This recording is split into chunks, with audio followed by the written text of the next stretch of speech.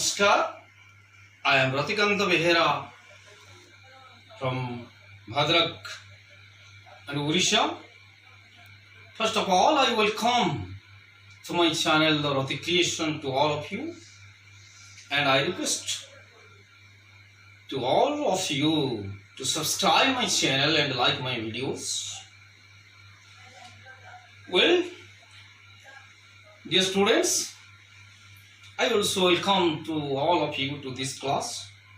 Today our discussion is on conditional sentences,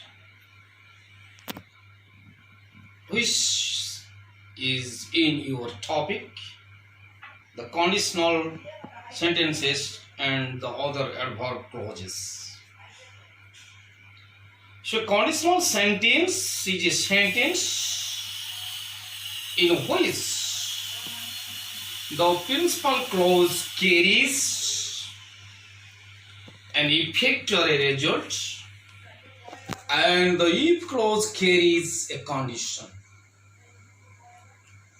I again clear the understanding that conditional sentence is a complex sentence. A conditional sentence is a complex sentence in which there is a principal clause and a conditional clause. And the conditional clause is here the if clause. If stands for condition here.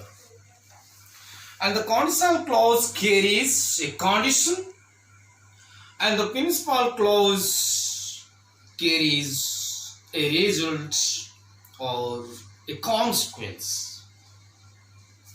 So the first conditional sentence or clause is, you see, zero conditional. Or what is the zero conditional sentences? Or what are the zero conditional sentences? You see, the example is, if you hit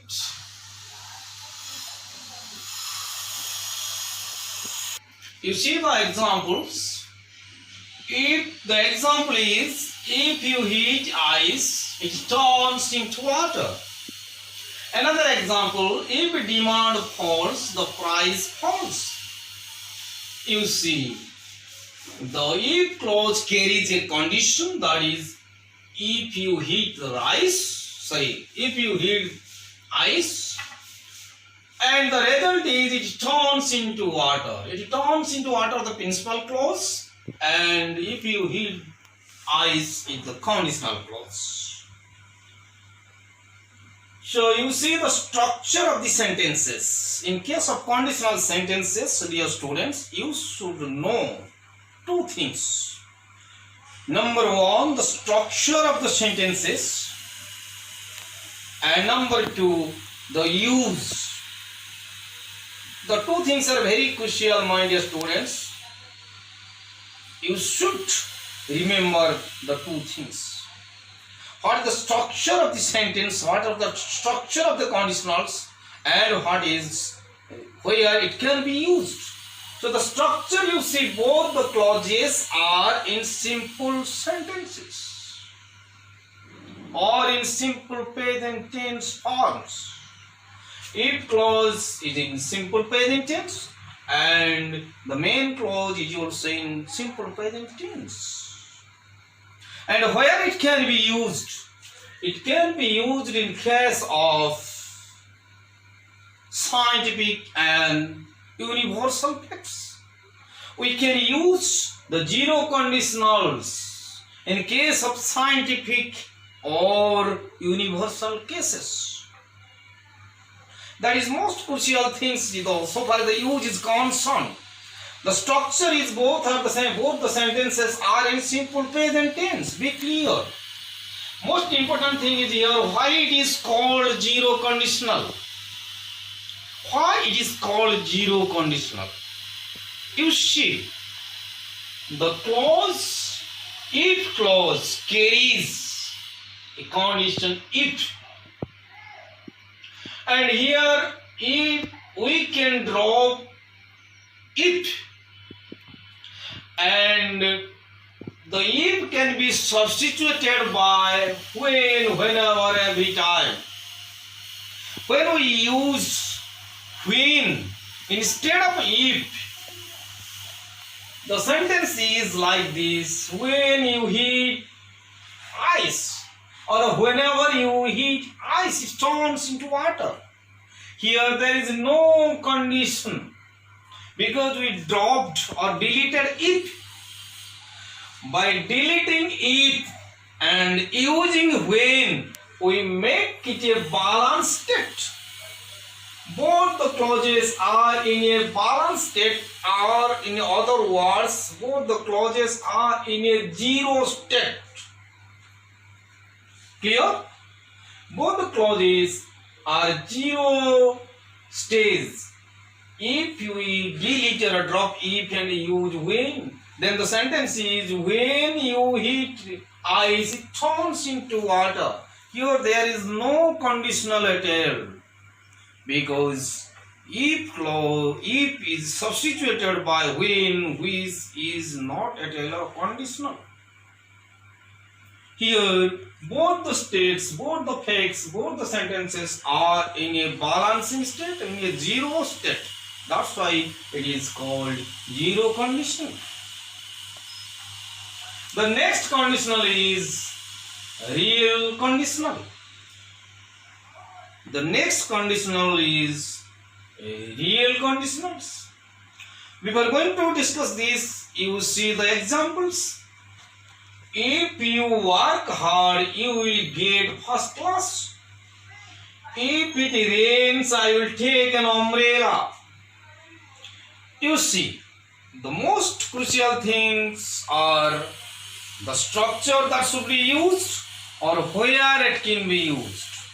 You see, if you work hard is the if clause which carries a condition, and you will get first class is the principal clause which carries the result. If you work hard is in simple present tense, but the main clause you will get first class is in simple future tense. So you must be clear here that when you will use real conditionals, the if clause must be in simple present tense and the main clause must be in simple future tense. Next question is where it can be used. If it rains, I will take an umbrella.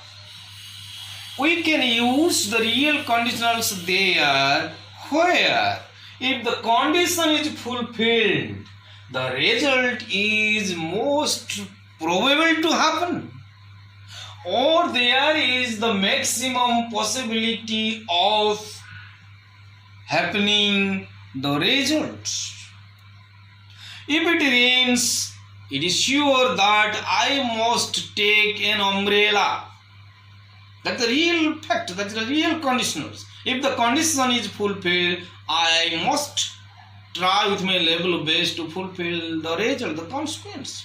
If I touch fire, it will burn my finger. So, if the condition is fulfilled that I touch fire, naturally it will burn my finger. So, whenever the condition is fulfilled, the probability of result is more possible. So, where can we use real conditionals? We can use real conditionals there. If the condition is fulfilled, the result is most probable to happen. There we can use the real conditionals. The third conditional is hypothetical conditions or hypothetical conditionals. This is a peculiar type of conditional sentences. Here is also if clause carries a condition and the other clause, the main clause, carries the result. The main clause, you see, I would fly near you. If I were a bird, the main clause is, the result is, I would fly near you. This is hypothetical conditions or imaginary conditions. Imaginary conditions are those conditions which may not be fulfilled, which may not be achieved. So if I were a bird, it simply means you can never be a bird and you can never fly near me. Clear? If I were a bird, if I had money, I would lend you. It simply means you had no money and you could never lend me. The question is, you see the structure. If clause carries the past, simple past form. If plus I plus were, or if plus I plus had. You should be clear here that this does not refer to the real past tense. This is the subjunctive form which refers to unreality. This is, if I were a bird, is not the real past. Rather, it is subjunctive in nature. It simply means this refers to the unreality. Where there is the unreality, where the condition is hypothetical, imaginary, we can use if plus subject plus where form. And at the same time, you see the principal clause. The principal clause carries subject plus would plus present form of the verb. Okay? The question is, where we can use. The question is, where we can use the hypothetical conditions. The hypothetical conditions can be used where the conditions are imaginary, hypothetical, cannot be achieved. Okay, there we can use the hypothetical conditions. The first, if clause is the simple past form, is in simple past form, and the main clause is subject plus would plus present form of the verb. It can be also could. If clause maybe, there may be a variation in case of hypothetical conditions. The if clause may be would. If I would, it may be if I should. And the variation also may be otherwise true. If I were a bird, someone may write, were I a bird? If I were a bird, someone may write, were I a bird? But in both cases, in all cases, the reference is to the unreality. This is not the real past. The last condition is hypothetical conditions with reference to the past. Hypothetical conditions with reference to the past. You see the example. If I had the time, I would have visited you. Or another example, if you had labored hard, you would have got first class. Hypothetical conditions with reference to the past. This was an imaginary condition in the past. Simply it means that in the past you had not fulfilled the conditions and you did not get the results. If I had the time, I would have visited you. It simply means you had no time in the past for which you failed to visit me. If I had the time, I would have visited you. It simply means, I repeat again, you had no time at all for which you would not have visited him. Here the structure you see, the if clause is the past perfect form. If I had, and if you will have ever had is in past perfect form. And the main clause is subject plus would plus have plus visited. It simply means the principal clause carries the subject plus would plus have and then the past form of the verb. So these are the 4 types of conditional sentences. You are requested to again go to your books and have a detailed idea. Now I thank you, all of you, many thanks to all of you, as you have heard me with much patience.